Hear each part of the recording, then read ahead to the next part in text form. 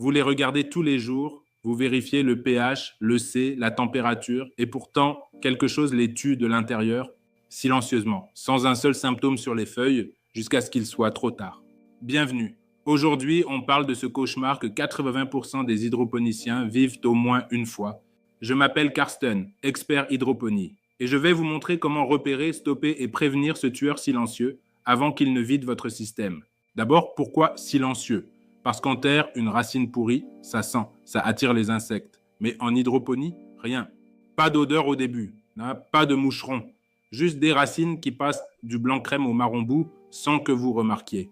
L'agent pathogène, Pythium, Fusarium, Phytophthora, des champignons aquatiques qui adorent l'eau stagnante, ils aiment le manque d'oxygène et la chaleur. Et devinez quoi ? Votre système parfait pour les plantes est aussi un spa 5 étoiles pour eux. Maintenir une température entre 18 et 20 degrés est crucial pour éviter leur prolifération. Vous voulez repérer le tueur avant qu'il ne frappe ? Ne regardez pas les racines d'abord, regardez les feuilles. Ces signes sont votre premier signal d'alerte. En hydroponie, des feuilles jaunes, c'est rarement une simple carence.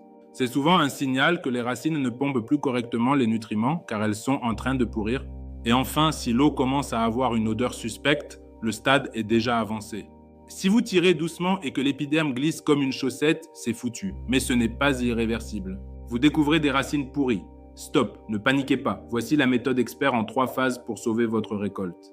Première phase, le trim. Il faut retirer tout ce qui est mort ou en décomposition pour stopper la propagation.